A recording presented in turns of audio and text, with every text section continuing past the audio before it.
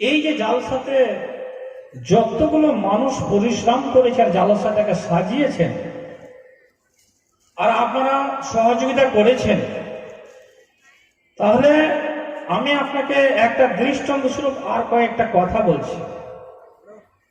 আমি বলেছিলাম কি যে এই কোরআন মাজিদ মানুষকে ছোট লোক থেকে বড় লোক করে দিতে পারে, সম্মানী অসম্মানী থেকে সম্মানী জায়গাতে হাজির করে দিতে পারে। কেমন করে আপনাকে আমি বলি। আজ ভারতবর্ষের মাটিতে, অর্থাৎ শুধু ভারতবর্ষের মাটিতে নয়, সারা বিশ্বের মাটিতে কোরআন মাজিদকে নিয়ে কিছু এক দল মানুষেরা মনে হচ্ছে বিশৃঙ্খলা সৃষ্টি করেছে। তারা ছিনিমিনি, তারা নিজেকে লাঞ্ছিত ঘৃণিত হয়ে তারা নিজেকে এমন জায়গাতে নিজেকে তারা দাঁড় হতে যাচ্ছে যে কোরআনকে যদি আমরা মুছে ফেলে দিতে পারি, আমরা উড়িয়ে দিতে পারি, তবে আমরা নিশ্চয়ই মুসলমানেরাকে আজ আমরা পদদলিত, লাঞ্ছিত, ঘৃণিত, অপদস্থ করতে আমাদের অসুবিধা হবে না। কোরআন মাজিদকে মুছে নিতে হবে। তাহলে কোরআন মাজিদকে বন্ধ করে দেওয়ার জন্য, উঠিয়ে দেওয়ার জন্য আমরা কি শুনিনি যে মাদ্রাসা মক্তবগুলো যতগুলো প্রতিষ্ঠান রয়েছে সমস্তই প্রতিষ্ঠানগুলোকে তারা মুছে দেওয়ার জন্য জোরদার করে লেগে পড়েছে। তারা আজ নয়, সেই দিন থেকে, সেই যুগে থেকে তারা লেগেছিল। আমি আপনাকে বলি, ইউরোপ মহাদেশের মধ্যে একটা জায়গা রয়েছে। কি জায়গা?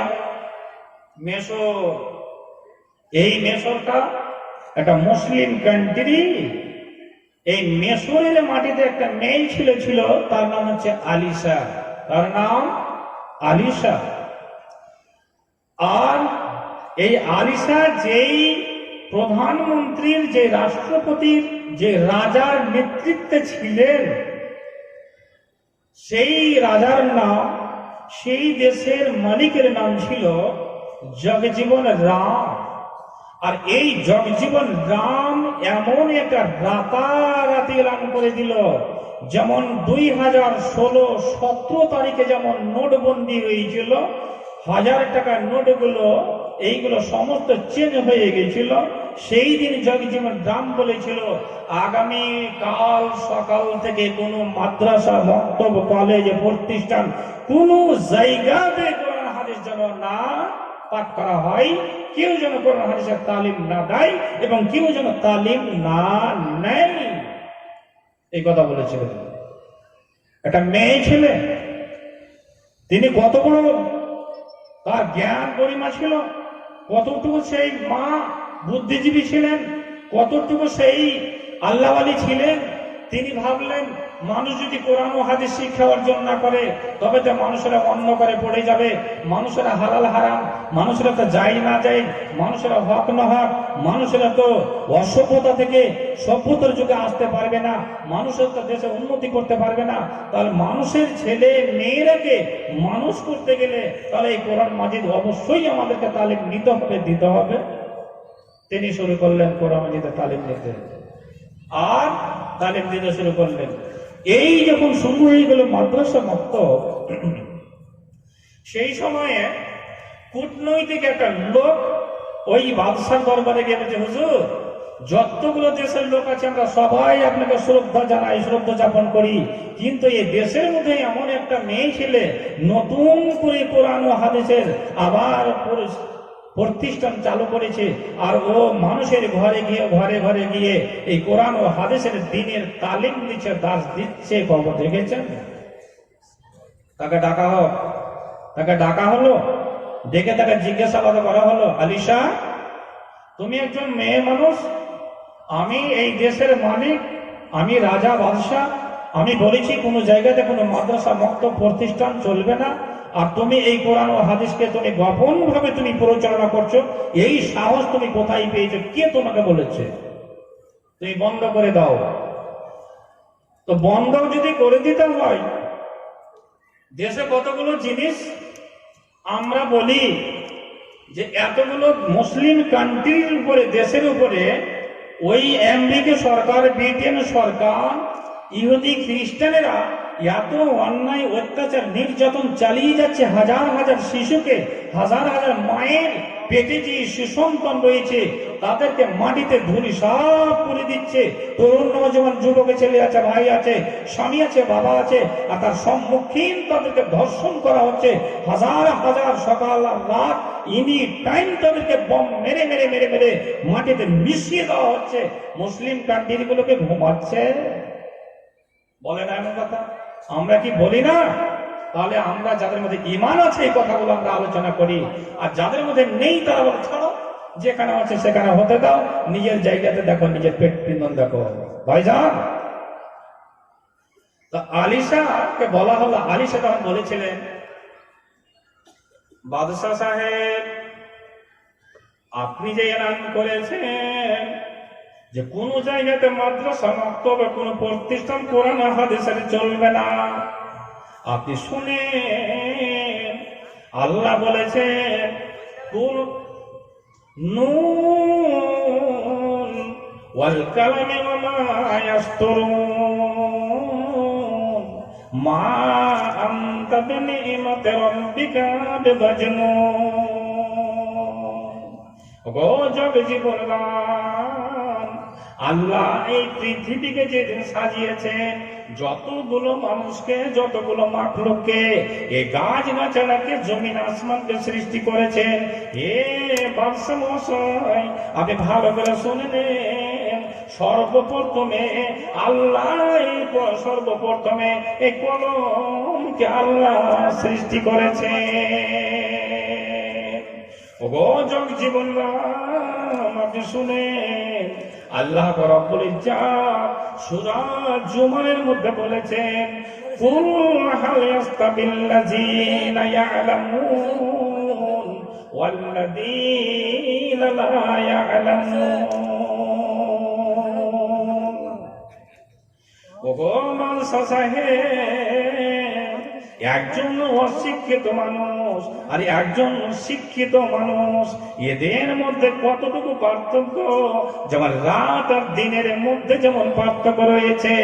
রাত এমন একটা ঘুটঘুটে অন্ধকার, মানুষকে ভয় লাগে মানুষের অন্ধকারে পড়ে গেলে, মানুষের চলাফেরা আদান প্রদান সব কিছু মানুষকে ভয় লাগে। ওতে একটা অন্ধ মানুষ, 100টা অন্ধ মানুষ আর একটা চোখওয়ালা মানুষ, সাধারণ 1000টা মূর্খ মানুষ আর একটাই আলেমে দ্বীন কখনো সমান সমতুল্য হতে পারে না। কেমন কথা বলছেন? তখন বলছে তুমি এই সমস্ত কথা আমাকে উদাহরণ দিও না, আমি তোমার কথা শুনতে রাজি নই, তুমি মাদ্রাসাটা বন্ধ করে দাও। কত বড় সাহসী ওয়ালা মেয়ে ছিলেন, কত জ্ঞান গরিমা তার ছিল, আপনি বিবেচনা করবেন। বুঝাচ্ছেন বাদশাহ মহাশয়, এই কোরআন হাদিসকে আপনি বন্ধ করছেন। শোনে, সপ্তম আসমানের উপরে মালিক রব্বুল আলামিন সমস্ত ফেরেশতা মণ্ডলীকে জিজ্ঞাসা করেছিলেন, রে আমার ফেরেশতা মণ্ডলীরা বলো দেখি এই জিনিসগুলোর নাম কি, এই জিনিসগুলোর নাম কি? যতগুলো জিনিসের নাম জিজ্ঞাসা করা হয়েছিল সমস্ত জিনিসগুলোর নাম কিছুই বলতে পারেনি। সমস্ত ফেরেশতারা হাক্কা বাঁকা খেয়েছিল। আল্লাহ রাব্বুল ইজ্জত নবী আদমকে ডাকলেন, রে নবী আমার আদম বলো দেখি এই জিনিসটার নাম কি? নবী আদম আলাইহিস সালাম চট চট চট চট করে সমস্ত জিনিসের নাম বলেছিলেন, আর যেমন বলে দিয়েছিলেন সঙ্গে সঙ্গে আল্লাহ রাব্বুল ইজ্জত তার ওই জমিন আসমানের সমস্ত ফেরেশতাকে দিয়ে সম্মান আর্থের কারণে একটা শুকরানা সিজদা তিনি জানিয়েছেন। ওকে জগ জীবন নাম ওই ফারিস্তাকে, ওই নবী আদম আলাইহিস সালামকে ইজ্জতের কারণে, সম্মান আর্থের কারণে বড় মনে করে একটা শুকরানা সিজদা সপ্তম আসমানের উপর হয়েছিল। হে জগ জীবন রাম, আপনি শুনে রাখেন, ভালো করে আপনি শুনেন, মানুষকে এই কোরআন মাঝে এমন একটা রাস্তা, এমন একটা পথ দেখাতে পারে, মানুষকে এমন জায়গাতে টেনে নিয়ে যেতে পারে, একইভাবে বেঈমানি, শয়তানি, রাহাজানি, ব্যভিচারী, অন্যায়, অশ্লীলতা থেকে, ছোট লোক থেকে, ছোট লোক থেকে, ছোট জাত থেকে মানুষকে টেনে, মানুষকে একেবারে ইজ্জতের কুরসিতে বসিয়ে দিতে পারে। আরেকটা আপনাকে কথা বলুন, এই লোকটাকে আমরা সবাই চিনি, যার হাতের বলে, যার জীবনের কারণে, যার চোখের দৃষ্টির কারণে, যার ব্রেনের কারণে, যার জ্ঞানসের কারণে, যার বাহুবলের কারণে সারা বিশ্বটা যার পায়ের তলে ঝুঁকছিল। বিশ্ব ঝুঁকছিল না, বিশ্বের সমস্ত মানুষেরা আকৃষ্ট হয়েছিল যেই লোকটার কারণে। সেই লোকটা বলছে, আমি, আল্লাহ আমাকে এমন শক্তি দিয়েছে, এমন আমাকে জ্ঞান, বিবেক, বিবেচনা দিয়েছে, কিন্তু আমি মানুষকে যে এমন ফিরে বেমে আনতে পেরেছি, কিন্তু আমার আত্মা শান্তি পাচ্ছে না, কি করে পাবো? তার চাচাতো ভাই বলেছিল, রে মাইকেল জনসন, শোনো, যদি তোমার আত্মাকে শান্তি দিতে চাও, যদি তুমি তৃপ্তি নিতে চাও, তাহলে তুমি এই কোরআন মাজিদ পড়ো। আর এই কোরআন মাজিদ যদি পড়তে পারো, কোরআন মাজিদকে বুঝে সুঝে যদি তুমি অর্জন করতে পারো, তাহলে নিশ্চয়ই তোমার মনের মধ্যে শান্তি আসবে। আর কোরআন ছাড়া মানুষকে কখনো শান্তি দিতে পারে না, কখনো শান্তি পাবে না। মাইকেল জংশন শুরু করলো এবার কোরআন মাজিদকে শিখতে, পড়তে, আর সেটাকে রিসার্চ করতে করতে করতে করতে করতে করতে যত রকমের তার ব্যাংক ব্যালেন্স ছিল, যেই সুইজারল্যান্ডে তার ব্যাংক ব্যালেন্স সবকে পরিত্যাগ করে দিয়ে বলছে, এই কোরআনকে পেয়েছি, আজ আমার মনের মধ্যে, বুকের মধ্যে শান্তি এসেছে। এই মধুর্য বাণী শুনে কালেমা লা ইলাহা ইল্লাল্লাহ পড়ে তিনি মুসলমান হয়েছেন মাইকেল জনসন। ভাইজান, আমি আর আপনি কোথায় আছি? এবার আপনাকে আমি বোঝাচ্ছি। কয়েকটাতে ইতিহাসের কথা বললাম। আল্লাহ রাব্বুল ইজ্জত বলেছেন,